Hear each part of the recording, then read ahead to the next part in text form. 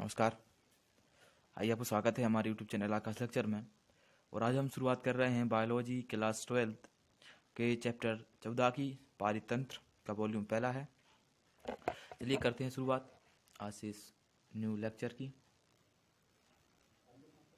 चलिए करते हैं शुरुआत।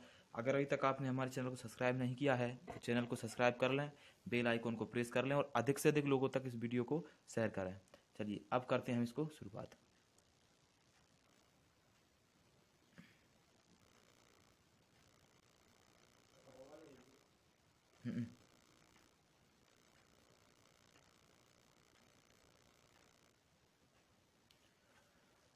चलिए सबसे पहले देखेंगे हम प्रस्तावना, इंट्रोडक्शन क्या है इस पार्ट का, वहां से शुरुआत करेंगे आज हम इस पार्ट की। अब आता है, पिछले अध्याय में हम पढ़ चुके हैं इसके जो पारिस्थितिक तंत्र की समष्टियां, समुदाय, इन सभी के बारे में पढ़ चुके हैं। अब हमें पढ़ना है कहाँ से, इसके इस पार्ट के इंट्रोडक्शन से। देखिए, जैव समुदाय अपने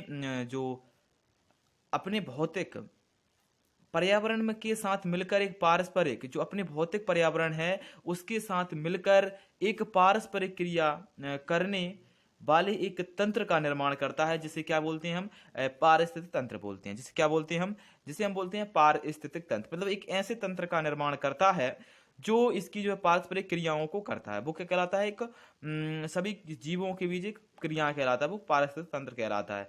चलिए अब हम आगे बढ़ते हैं। देखो, पारिस्थितिक तंत्र कई प्रकार के हो सकते हैं, स्थलीय पारिस्थितिक तंत्र, जलीय पारिस्थितिक तंत्र, है ना, और कृषि क्षेत्र का पारिस्थितिक तंत्र, किसी प्रकार के भी पारिस्थितिक तंत्र हो सकते हैं। अब आता है जैव मंडल यानी बायोस्फीयर। देखो, स्थलीय पारितंत्र और जलीय पारितंत्र मुख्यतः दो प्रकार के होते हैं। ठीक है, अब सबसे पहले हम पढ़ेंगे स्थलीय में कौन सा होता है। स्थलीय में आता है वन का पारितंत्र, घास का मैदान और मरुस्थल कि ये पारिस्थितिक जो होते हैं ना, ये स्थलीय पारिस्थितिक तंत्र में आती है। किस में आती है? स्थलीय पारिस्थितिक तंत्र में।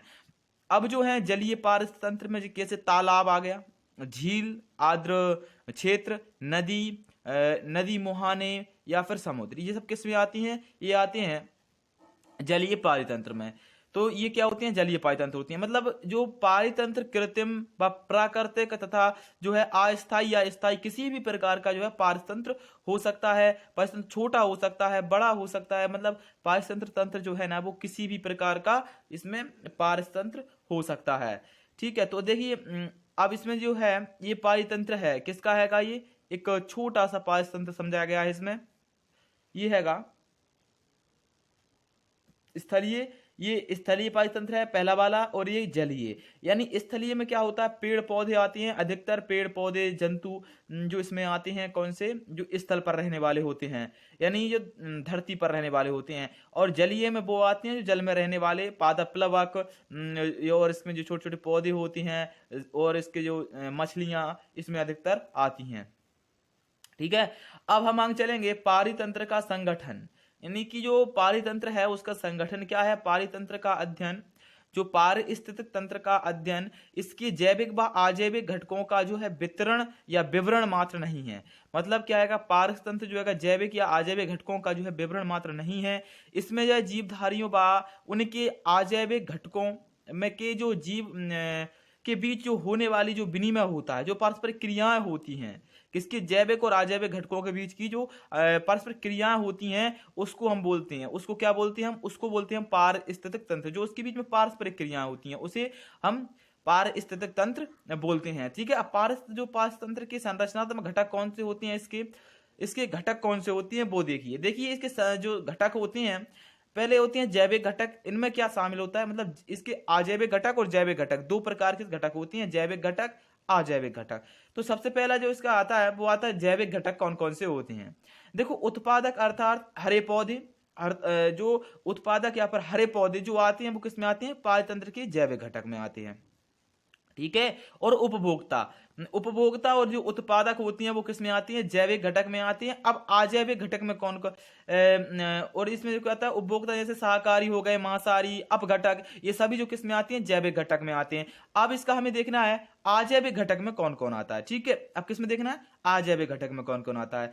तो अजैविक घटक एबायोटिक कंपाउंड्स होती हैं, इनमें कौन आता है? देखो, इसमें जो है आने वाले होती हैं जैसे तापमान, वर्षा, आर्द्रता, ये क्या होती है, जलवायुगत होती है ना। अब आती है जो मृदीय होती हैं, जैसे कवक, जैसे कारक कैसे होती हैं, इसमें हो गया मृदा का आधार उसका, ठीक है, ये किस में आते हैं, अजैविक घटकों में आते हैं, ठीक है, ये किसके होती है, अजैविक घटक के ये उदाहरण होते हैं, ठीक है। तो जब जैविक व अजैविक घटकों के जो पारस्परिक क्रियाओं के फलस्वरूप एक ऐसी भौतिक या फिर संरचना का निर्माण होता है जो प्रत्येक पारितंत्र के लिए एक विशिष्ट होती है, अर्थात पारितंत्रों को उनकी इस विशिष्टता के आधार पर ही पहचाना जाता है। पारितंत्र जो हैगा संरचना व जो आयतन जो होता है उसका वो बिंदुओं के अंतर्गत किया जाता है।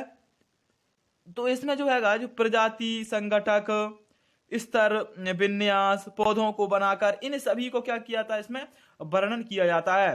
तो सबसे पहले आता है प्रजाति संगठन क्या होता है, ठीक है, इसको देखेंगे हम। प्रजातीय संगठन क्या होता है, देखो किसी भी पारितंत्र की संरचना व कार्य के अध्ययन के लिए, किसी भी पारितंत्र की संरचना व कार्य के अध्ययन के लिए उसमें पाए जाने वाले जो विभिन्न विभिन्न पौधे व जंतु प्रजातियों की जो पहचान है ना, या पाचन पहली जो आवश्यकता होती है, तो इसके लिए किसी समुदाय के सभी जो पौधे व जंतुओं की एक सूची बनाई जाती है। उसमें क्या की जाती है, सूची बनाई जाती है। यह जो सूची है उस समुदाय विशेष को संरचनात्मक संगठन प्रदर्शित करती है, मतलब उसका जो संरचनात्मक स्ट्रक्चर होता है उसको क्या करती है, बताती है।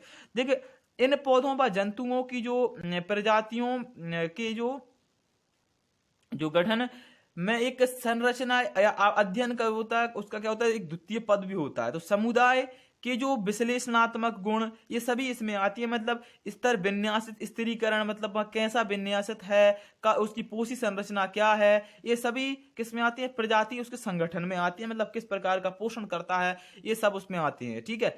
अब ये होता है एक वर्षा वन का स्थिरीकरण।